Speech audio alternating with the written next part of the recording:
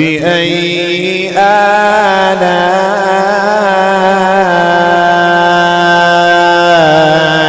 ربكما تكذبان.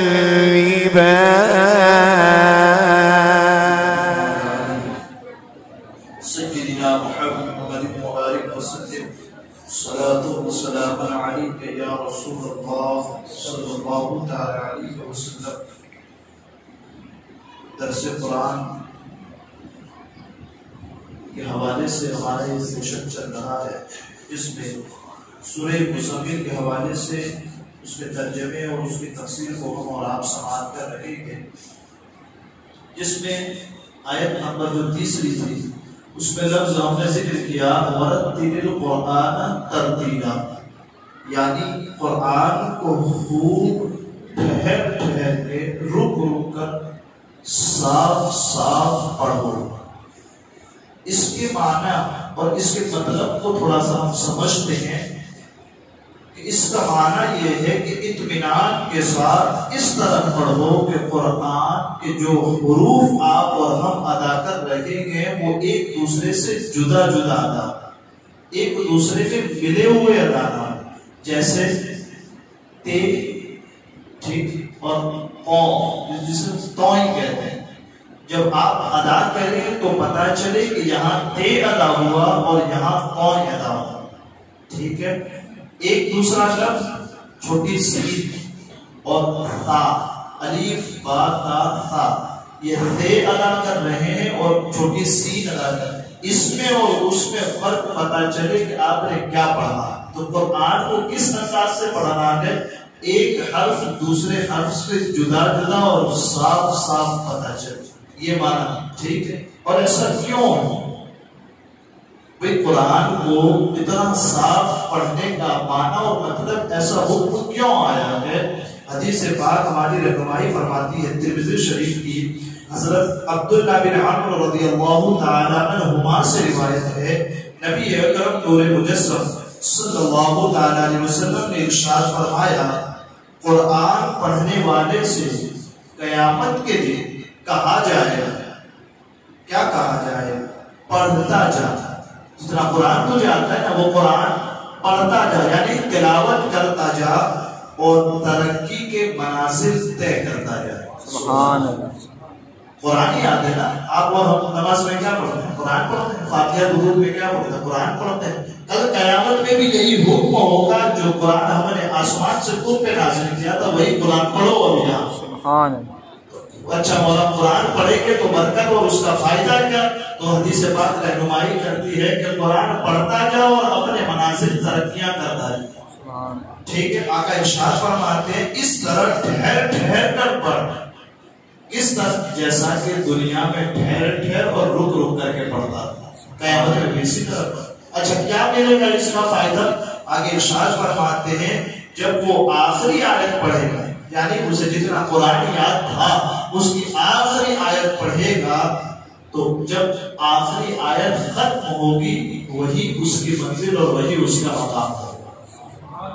سبحان اللہ. سبحان اللہ. اس سے اندازہ لگائے کہ جسے 4 سورتیں 5 سورتیں 20 سورتیں کسی کو یاد ہوگی، وہاں حفاظ کرام ہوں گے جو قرآن پورا حافظ ہو، جو قرآن کے پورے حافظ ہوں گے.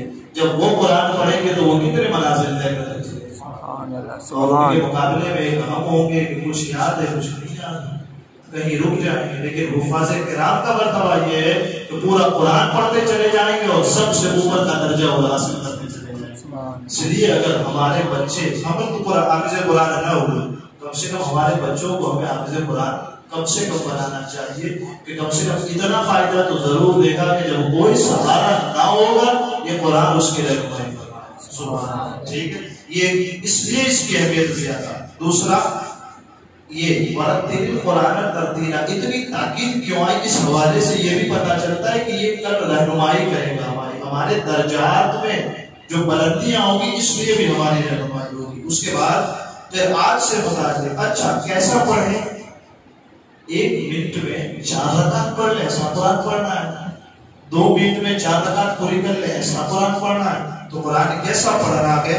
اعلیٰ حضرت امام احمد رضا رحمۃ اللہ تعالی علیہ فتویٰ رضویہ شریف میں یوں نقل فرماتے ہیں کہ قرآن پاک کو اتنی تجوید سے اتنی تجوید یعنی صحیح قرآن کو پڑھنا، یہ آسان لفظ، قرآن کو اتنا صحیح پڑھیں، اتنا جن سے حروف صحیح ادا ہوں، بس حروف صحیح ادا ہوں اور غلطی کرنے سے بچ جائے، اتنا کم سے کم قرآن آتا ہو اس کو کہ اس کے حروف جو ادا کر رہا ہے، جیسے میں نے مثالیں دی نا آپ کو، سے، سی، تے، او، لال، تا، جی، چھوٹی سی، بڑی شی، چھوٹی سی میں سیٹی کی آواز نکلے گی، بڑی شی میں منہ بھر کر کے آواز نکلے گی، اس طرح کی.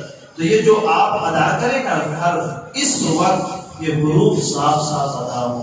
یہ جو فضیلت آئی ہے نا، منازل طے ہوں گے کن کے لیے؟ جن کا قرآن اس انداز سے ہوگا ان کے لیے.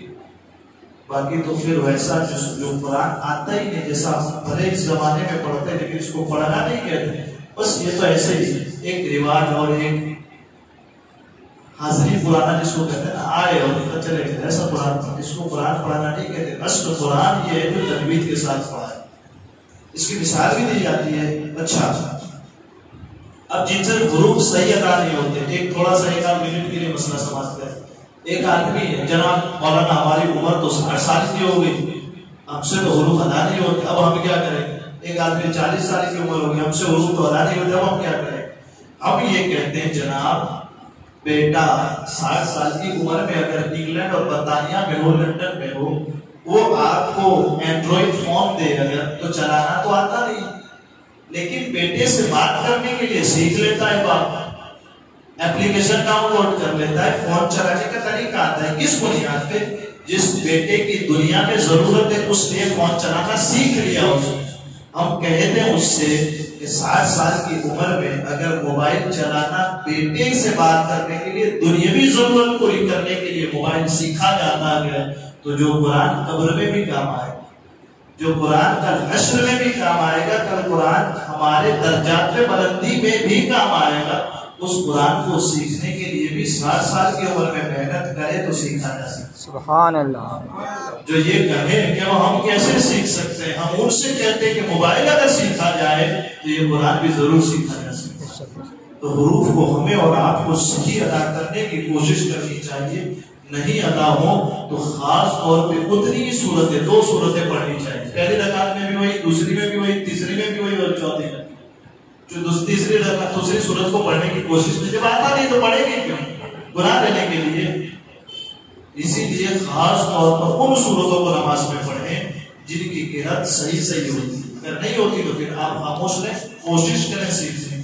ہم اور آپ سب کوشش کریں سیکھنے کی، سیکھ جائیں اور اس کے بعد ہم اسے نماز پڑھیں. اللہ تعالیٰ مجھے آپ کو کہنے سننے سے زیادہ ایک عمل کی توفیق عطا فرمائے. قرآن مجید کے حوالے سے اس جاننے، اس کے مفہوم، اس کے مفاہیم کو سمجھنے، اس کے ترجمے کو سینے میں اتارنے، اس پر عمل کرنے، دوسروں تک پہنچانے کے لیے اللہ تعالیٰ اپنے حبیب کے صدقے میں ہمیں توفیق عطا فرمائے. قرآن کو سیکھنے سکھانے کے لیے اللہ تعالیٰ توفیق عطا فرمائے. ہمارے بیان کرنے میں، آپ کے سننے میں ہمارے سہولت کو خطا ہوئی اور اللہ تعالیٰ اپنے حبیب کے صدقے میں معاف فرمائے. وصلی اللہ تعالیٰ علی خیر خلقہ محمد وعلی آلہ وصحبہ اجمعین برحمتک یا